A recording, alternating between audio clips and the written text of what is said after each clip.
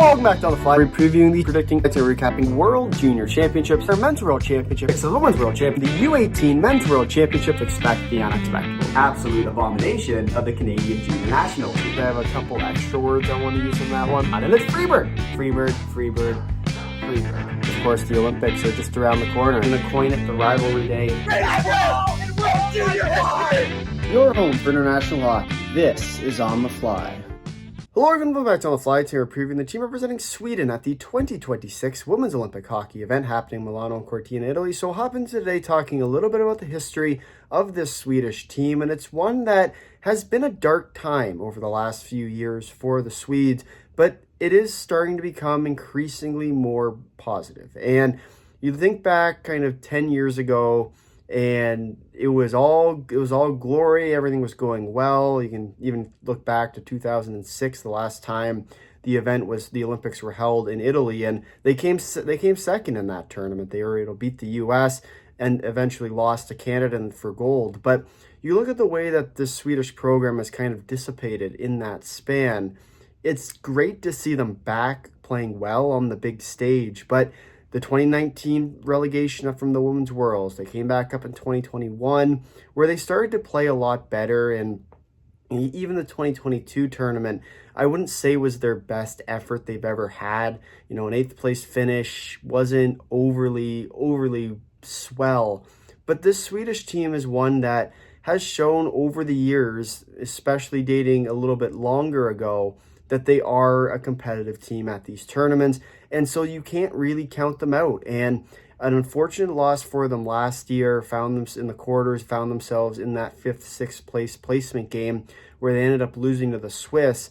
What I'd say, especially for this year's edition of the Swedes, is they should be beating the Swiss, and they should have beat the Swiss last year, but this year in particular, they should be dominating the Swiss. And I expect that offensive side to really come out this year. We didn't see a whole lot of it early in the tournament. They had their little outburst against Norway where they pummeled them to the ground. But for the Swedes, this tournament is going to be won, especially in the weekend Group B, where this will be the last year where we have the separated groups, where we have the top teams in Group A, the top teams in Group B, or the lessened teams in Group B. The Swedes this year have to capitalize early, build up a lot of momentum in the early parts of this tournament, and build good habits so that way when they go and play likely either the Finns or the Czechs in that quarterfinal game, which will be extremely difficult, they will have already played some very good hockey and have built on a lot of positive things throughout this tournament. But we'll introduce you now to the team. We'll start with the forwards with Hilda Svensson, Josephine Bouvang, Lisa Johansson, Sophie Lunden, Sarah Hjalmarsson, Hannah Thuvik, Thea Johansson, Ebba Hedqvist, Lena Lundblom, Hannah Olsen, Feliza Winker-Zjanovic, Mira Helene, and Nicole Hall. Then the defensemen with Linnea Anderson, Mira Youngakar, Jessica Adolfsson, Maya Nealon Persson, Ida Carlson, Jenna Rolino, and Anna Kjellman. And then the goaltenders, Ebba Svensson-Traff, Emma Soderberg, and Tindra Holm. And so we look at this team, and once again, it's going to be a dominant team in Group B, especially considering who else is in it. You look at the rest of Group B, and it is relatively weakened. You're looking at Germany, who I'd say is going to be the biggest competition for this Swedish team. You have Japan, who held the Swedes to a tight margin in last year's tournament. You also have France, who's a bit of a wild card this year. I don't expect them to be overly competitive, but still an interesting team, especially at this Olympic tournament. And then you have Italy, who is a bit of a wild card as well. But I think especially when you look at the overall team for the Swedes this year, they're not overly worried about their competition in Group B because their expectations are to go far in this tournament. And this roster is exactly what they're going to need. And they're going to need goal scorers. You'll look for quite a few players on this Swedish team to provide offense. They're not a one-line team anymore. They have 2 bordering 3 lines of offense.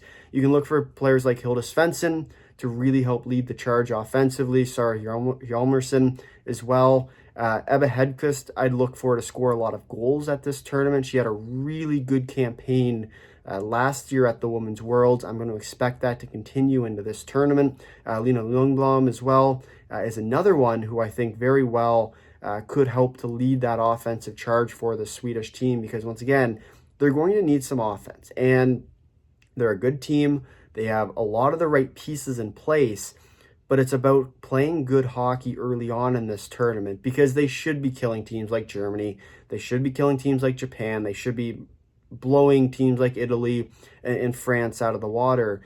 But it's still going to be an interesting tournament for them, because it comes down to their defense. And you're going to look for kind of two key players on the defensive side with Miro Youngakar and Anna Yelbin to kind of be that backstopping defensive core that you need. And they'll provide a little bit of offense as well, but they're going to be that shutdown pairing that when those games get close and you find yourselves in a quarterfinal matchup with, the Czechs, with the Finns, in that do-or-die game where we sort of saw them lose it towards the end in that Finnish game in the quarters last tournament, they're going to need that presence to kind of shut it down defensively and really kind of close that game off, shut down the momentum for the other team. And you're going to look to those two players to really provide that. And there's no one more important to kind of shut down the other team's offense than the goaltending. And you have a pretty good one there with Emma Soderberg as well. And she is going to be an important piece of this Swedish team. I'd say maybe even more so than the offensive side, because without a good goaltender, you're going to struggle against the Finns, against the Czechs. And then from there, eventually down the line, if you're looking at medal games, who knows, maybe the Swiss will be in there as well. And, you can argue for Canada and the U.S. because, the Swedes have given Canada scares at these tournaments. You think back to that one quarterfinal back in 23, where it was an overtime game in the quarterfinals, and they nearly upset Canada. And those are the kind of games that for this Swedish team, they need to build upon. And as much as it was a while ago, right, it was years ago, they still can build off of that performance. And for the Swedes, you look up and down their roster, it's riddled with talent, but now it's about playing their right game at the right time against the right team to really put them over the edge and get themselves out of the death group in Group B, where you're already at a disadvantage being in the bottom 5 teams at this tournament. We'll see if they can break through this year, and they should be able to, especially with this roster. We'll flip over now to the schedule. Starting the prelims on February the 5th at 6:10 a.m. Eastern Time, but where the Swedes will play Germany. Then they'll play Italy on the 7th at 8:40 a.m., France on February the 8th at 10:40 a.m., and then Japan on February the 10th at 6:10 a.m. Eastern Time. Then they move over to the quarterfinals, assuming they make it. A reminder that only the top 3 teams will end up making it on to the quarterfinals. Those will be on February 13th and 14th. Then the semifinals on February the 16th, assuming they can win their quarterfinal matchup. Most likely, you're going to end up seeing that be a bit of a contending point. We'll touch on that in just a little bit. February 19th will be the bronze medal game for the loser of the semis at 8:40 a.m. Eastern Time. And then the gold medal game on February 19th at 1:10 p.m. Eastern. As far as the important games go for this Swedish team at this tournament, you're looking for the opener, I'd say, is their most important game of the tournament, and is against the Germans, a team that is arguably the second best team in Group B. You can also argue Japan, who we'll talk about it as well. And between those 3 teams, I'd say, is going to end up being your 3 teams moving on to the quarterfinals. But the most important part as a team in Group B is to not end up in the 2nd or 3rd spot if you want to move forward in the tournament. You need to win the group if you want any chance at moving on, because if you come 2nd or 3rd, you're going to end up playing Canada or the US, which is a near impossible matchup for a team like Sweden, for a team like Germany, for a team like Japan.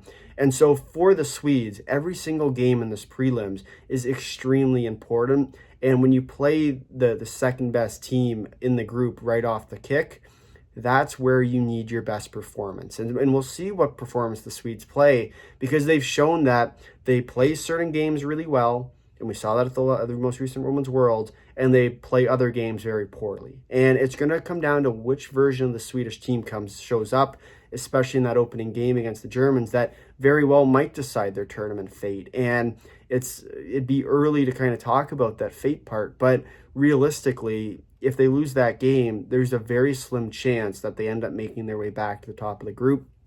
They need some version of a 3-way tie or an upset from either France or Italy, knocking off Germany, which is very unlikely, to say the least. And so for the Swedes, the first game, arguably their most important game of the entire tournament, and then their last game against Japan, I'd say, is the other important game. And both these games are going to be tough games.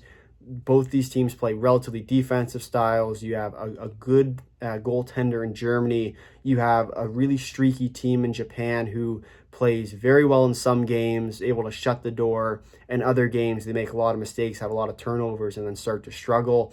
And so that's going to kind of be the trade-off in that game, is how many mistakes can the Swedes capitalize on from Japan, and how well Japan ends up playing as far as their cleanliness. So for the Swedes, some important games for them in the prelims, which then sets them up for the quarterfinals.